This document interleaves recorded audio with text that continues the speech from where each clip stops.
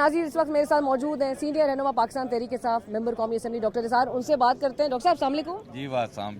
Doctor साहब भूख हड़ताल पे आप लोग जा चुके हैं, अगरचे सिर्फ ये 4 घंटे तक का मेरा ख्याल से एक वक्त दिया था, 3 से 7 बजे तक का। आपको क्या लगता है इम्पैक्ट क्रिएट कर सकेगा, हुकूमत को प्रेशर में ला सकेगा? 126 दिन के धरने की भी पाकिस्तान तहरीक इंसाफ की एक हिस्ट्री है। अलीना, मैं आपको बहुत मुख्तसरन एक बात बताऊं, जो हालात इस वक्त पाकिस्तान के हो चुके हैं। KPK में आप एक ऐसी जंग छेड़ने जा रहे हैं जो कि हम अपनी जंग नहीं लड़ रहे, वो माजी की तरह हम किसी की जंग लड़ने जा रहे हैं और उसका अल्टीमेट नुकसान पाकिस्तान को, हमारी अफवाज पाकिस्तान ने बहुत ज़्यादा कुर्बानियाँ दी हैं। तो अल्टीमेट मैं समझता हूँ कि आपका जो KPK का ऑपरेशन है उसका एक ही हाल है कि वो नेशनल असेंबली में आना चाहिए, इस पे ओपन डिबेट होनी चाहिए। डिबेट होने के बाद उस टारगेट को, उस ऑपरेशन के एक सर्कमस्टांसेस जो हैं वो डिस्कस होना बहुत ज़रूरी हैं। हम पाकिस्तान तहरीक इंसाफ मुकम्मल तरीके से जो हैं वो जमहूरी लोग हैं और हम डेमोक्रेसी पे बिलीव करते हैं। सेकंड अलीना, मैं आपको एक बात बताऊँ, पूरे पाकिस्तान में जो बिजली की महंगाई है, जो आपके पेट्रोल की महंगाई है, ओवरऑल जो महंगाई है, पाकिस्तान तहरीक इंसाफ के पास इस वक्त एक खूबसूरत गोल्डन मौका है कि अगर हम चिंगारी लगाएं तो ऐसी आग लगाएं कि ये आग कभी बुझ ना सके। लेकिन हम मुहिब वतन लोग हैं, हम हुकूमत को, आप कहते हैं कि आप पोटेंशियल रखते हैं, ये पोटेंशियल है, लोगों में है, लोग अके हुए हैं, लोग इंतज़ार में हैं।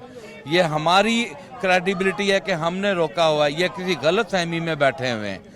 ये हमारी स्ट्रेटजीज हैं कि हम ऐसी आइब क्रिएट नहीं करना चाह रहे। हमने ईवान को रन करने में जो है कानूनी आइनी अपना किरदार अदा किया है। हम चाहते हैं कि जमहूरियत आगे चले, लेकिन जो रवैया हुकूमत का हमारे सामने है, और स्पेशली वो रवैया किस वक्त आया जब हमें रिजर्व सीट्स, हमेशा ये कहते हैं कि जी आइन की जो है वो कि मनफी आर्टिकल 51 की अगर ठीक तशरीह हुई है और PTI को PTI का राइट मिल चुका है तो आइन की बहाली हुई है कि आइन टूट गया है।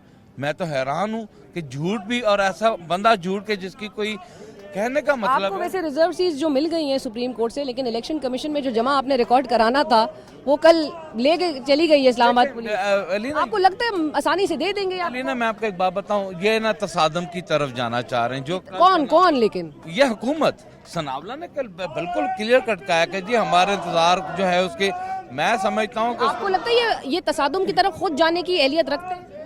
ये इनको लाया जा रहा है। ये ईवान में ये 3 जमातें जो बैठी हुई हैं, MQM, पीपल पार्टी और नून लीग, ये इनका आपस का अलायंस, इनकी आपस की अंडरस्टैंडिंग कहीं हमें दिखा दें। ये लोगों को बेवकूफ़ बनाया जा रहा है। ये सिर्फ और सिर्फ पाकिस्तान तहरीक इंसाफ की मकबूलियत के वजह से ये तीनों इकट्ठे हैं। खान जेल में है इसलिए ये 3 इकट्ठे हैं। अगर इनको खौफ है इमरान खान का, और मैं ये दावे से कहता हूँ खान साहब आज आ जाएं, 1 घंटे बाद इनकी आई तई ना फिर जाए तो मुझे कहिएगा। मैं इतने बुलंदो बाद दावा कर रहा हूँ, लिहाजा फिर तो भी ये उनको आने नहीं देंगे इसलिए। और ये कल ये आर्टिकल 6 की कार्रवाई की तरफ जाना चाह रहे हैं, कल कैबिनेट का इजलास। मैं आपको एक बात बताऊं, एक पाकिस्तान की सबसे बड़ी जमात उसे दहशतगर्द डिक्लेयर कर देना और उसके बाद उस पर बैन लगा देना, मेरा ख्याल है कि इससे घटिया सोच हुकूमत की और हमारे और मुखालफिन की हो ही नहीं सकती। इतने नीचे गिर चुके हैं, लेकिन हम करें क्या? हमारा एक होप है अदलिया से, और हम समझते हैं कि अदलिया ने जो इस वक्त आइन और कानून के मुताबिक जो फैसले किए हैं उससे हालात में बेहतरी आई है। ठीक है, हमें रिस्पेक्ट मिली है, हम समझते हैं, लेकिन अदलिया इम्प्लीमेंट, क्योंकि प्रेशर और ये जो जंग है जुडिशरी वर्सेस एस्टैब्लिशमेंट, अदलिया का काम फैसले देना है, अदलिया का काम फैसले देना और अपने फैसलों पे अमल दरामद कराना है। ठीक है, लेकिन अगर अदलिया के साथ टकराओ, और जिस तरह मरियम नवाज साहबा ने कल धमकी आमेज रवैया अदलिया के लिए किया है, और जो ख्वाजा आसिफ साहब ने जो स्टेटमेंट दिए हैं, जो सनावला स्टेटमेंट दे रहा है, बिल्कुल इनको एक वाज़ेह पैगाम है।